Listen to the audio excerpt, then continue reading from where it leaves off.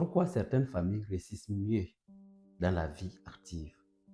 Dès qu'ils lancent une entreprise, dès qu'ils participent à un entretien d'embauche, souvent même lors d'un concours, d'un examen, les enfants de cette famille réussissent facilement. Alors que d'autres, seul Dieu sait. D'où vient le problème de vous à moi? D'où vient le problème de vous à moi? Dans cette vidéo, je vais vous dire ce que je sais de ce problème. Parce que vous allez voir d'autres familles. Ce sont des travailleurs.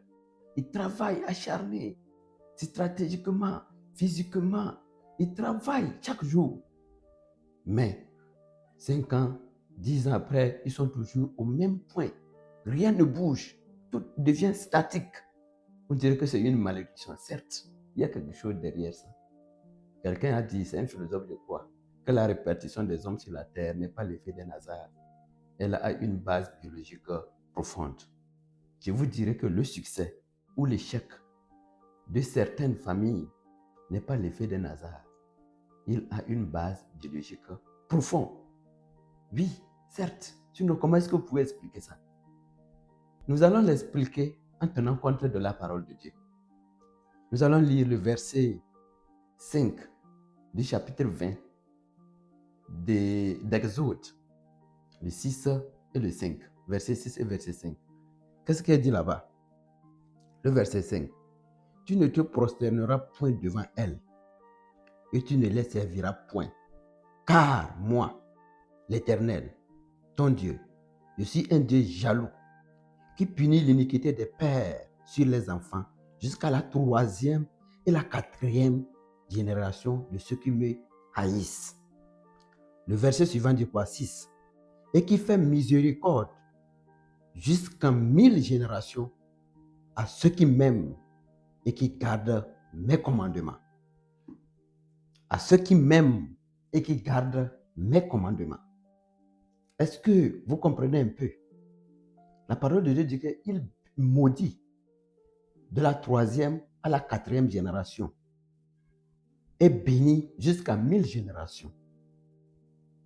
De vous à moi, si un enfant sort de cette famille qui est béni jusqu'à 1000 générations, vous pensez que cet enfant peut se lever un jour et travailler sans succès? Est-ce qu'il est possible que cet enfant, dès qu'il se lève, il peut entreprendre quelque chose, il va échouer? Certes, même si ses parents, il y a de cela 50 ans, n'ont pas réussi à faire certaines choses, mais lui peut le faire. Peut-être c'était par médiocrité, c'était par paresse, c'était par je ne sais pas quoi que ce soit encore, mais qui n'ont pas su le faire. Mais aujourd'hui, si un enfant se lève et prend l'initiative de changer sa vie, de passer à un niveau très excellent, mais cela sera facile pour lui, parce qu'il a déjà reçu une bénédiction de ses ancêtres, parce qu'il a déjà reçu une bénédiction de ses arrière-grands-parents. Est-ce qu'on se comprend? Parce qu'il a déjà reçu une bénédiction de ses arrière-grands-parents. Donc, du moment qu'il passe un concours, il n'a pas besoin de beaucoup souffrir. Il n'a pas besoin d'aller très loin dans les recherches pour réussir. Juste parce qu'il y a quelque chose qui l'accompagne quand il se déplace nuit et jour. Mais par contre, il a dit qu'il maudit de la 3e jusqu'à la 4e génération du père aux enfants. Dites-moi, si vous êtes issu de cette famille dont Dieu a maudit, de vous à moi, est-ce que la personne peut réussir? Une personne qui vit de la sorte, est-ce qu'il peut réussir? Ce n'est pas évident qu'il réussisse. Ce n'est pas évident. Parce qu'il doit travailler jusqu'à l'accomplissement de la malédiction. Tant que la malédiction ne sera pas ôtée, ou bien tant que le délai d'expiration de la malédiction ne sera pas achevé, le gars va se débattre nuit et jour, croyant qu'il y a un sorcier, croyant qu'il y a une personne négative derrière lui, ou bien derrière elle, qui le poursuit depuis fort longtemps. Non! C'est pourquoi il y a souvent d'autres personnes qui vous disent, d'autres spiritualités qui vous disent que dès que vous vous lancez, retournez voir dans la famille maternelle, dans la famille paternelle, est-ce qu'il n'y a pas eu des malédictions? Est-ce qu'il n'y a pas eu des tyrannies? Est-ce qu'il n'y a pas eu des choses qu'on ne peut pas expliquer? Donc c'est pourquoi vous devez toujours retourner au fin fond de vos familles pour se renseigner, voir. Sinon, vous allez vous débattre matin, soir, et rester cloîtré au même point. Passer des concours, échec. Entretien d'embauche, échec. Petite entreprise, échec. Mais par contre, le petit garçon, le plus voyou du village, ou le plus voyou du quartier, quand lui lance quelque chose, ça marche. Sans autre problème. Ça marche et sans difficulté. Juste parce qu'il est issu d'une génération qui a eu cette possibilité de recevoir une bénédiction venant du Très-Haut, venant de Dieu. C'est pourquoi il n'a pas à souffrir pour y parvenir. Est-ce qu'on se comprend un peu? Réfléchissez un peu. Retournez en arrière et voilà. Et voir qu'est-ce que vous pouvez changer pour améliorer cela. Qu'est-ce que vous pouvez changer pour améliorer cela? Retournez. Réfléchissez. Pensez. Sinon, ne croyez pas que d'autres personnes sont maudites de leur propre gré. Ou bien c'est de leur propre faiblesse qu'ils ne réussissent pas. Non, c'est transgénérationnel. C'est une malédiction transgénérationnelle qui les poursuit. Ou bien une bénédiction transgénérationnelle. Il a parlé de la 3e à la 4e génération. Si on prend une génération est égale à 25 ans, cela veut dire que ça fait 100 ans. Ça fait 100 ans avant que la malédiction ne s'achève. Mais si c'est une bénédiction, il dit que c'est 1000 ans. Cela veut dire que ces familles-là, les enfants peuvent, toutefois, d'autres peuvent échouer par paresse, mais ceux qui prendront conscience réussiront. Mais est-ce qu'on est condamné à épuiser, ou bien, oui c'est ça, à épuiser l'échec ou bien la malédiction de nos ancêtres avant de se lever? Non. S'il y a problème, il y a solution. S'il y a problème, il y a solution. Et je ne vais nulle part pour vous apporter la solution. Je reviens encore dans la Bible pour vous dire que s'il y a dot, il y a antidote. Si quelqu'un est fort, il y a toujours une personne plus forte que cette personne. Donc, on passe encore à la Bible. Dans Ézéchiel, le chapitre 18, Ézéchiel 18, versets 18 et 19. Écoutez très bien. C'est son père qui a été oppresseur, qui a commis des rapines envers les autres, qui a fait au milieu de son peuple ce qui n'est pas bien. C'est lui qui mourra pour son iniquité. Vous dites, le verset 19, vous dites, pourquoi le fils ne porte-t-il pas l'iniquité de son père? C'est parce que, c'est que le fils a agi selon la droiture et la justice. C'est qu'il a observé et mis en pratique toutes mes lois. Il vivra. Et le verset 20 dit quoi? L'âme qui pêche, c'est elle qui mourra.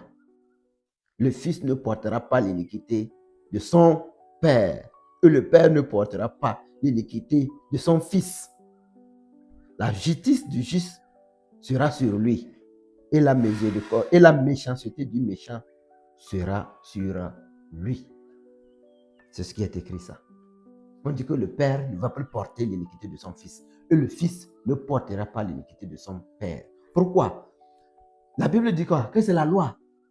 Si tes parents ont été dans la méchanceté, dans la malédiction, parce qu'ils ont commis certaines choses, dans l'injustice, et ils ont été maudits par le Créateur, et toi le fils, tu prends l'initiative maintenant de ne plus marcher selon les voies de tes parents, cela veut dire que tu te permets de te détacher de cette lignée. Même si c'était la première génération qui subissait et que tu as pris conscience en respectant ce que le Créateur a recommandé comme loi. La justice, le pardon, la sainteté, l'amour du prochain, le don, la compréhension, l'honnêteté, bref, tout ce qui est bon et honore Dieu.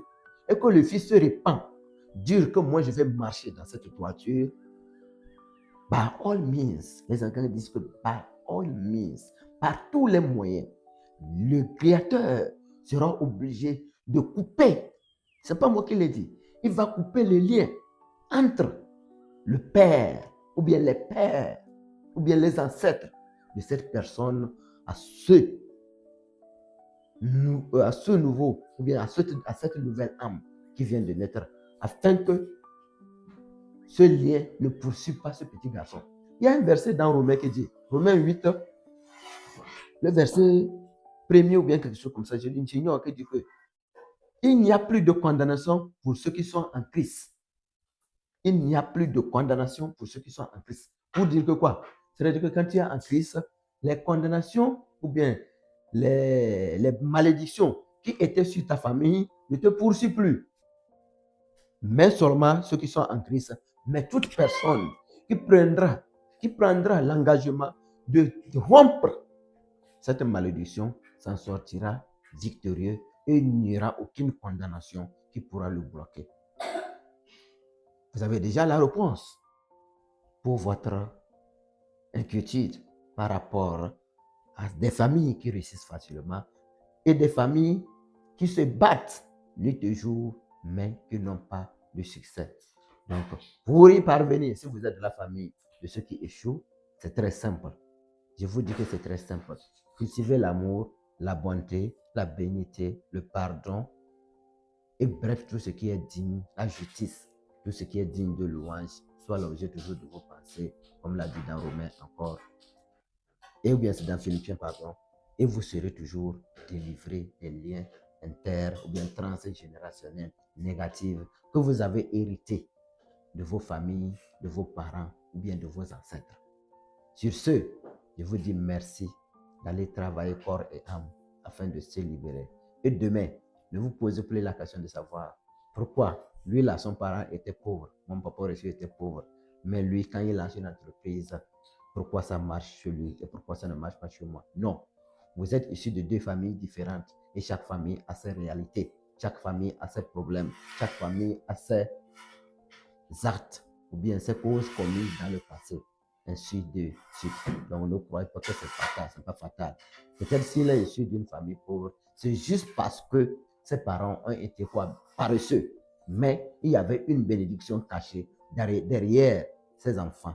Mais que nul n'a su se lever, travailler corps et âme pour s'en sortir. Du coup, quand ils vont se lever un jour pour faire chaud, pour s'en sortir et pour entreprendre, tout serait facile pour eux. Donc voilà, c'est pourquoi vous allez voir que c'est une famille riche. Tous ceux qui se lancent dedans sont toujours riches. D'autres qui sont pauvres, tous ceux qui se lancent dedans sont condamnés à la pauvreté. Parce que le conditionnement même n'est pas la même chose. Le conditionnement n'est pas la même chose. Donc nous sommes conditionnés de différentes manières. Sur ce, je vous dis merci et à la prochaine fois. Ciao.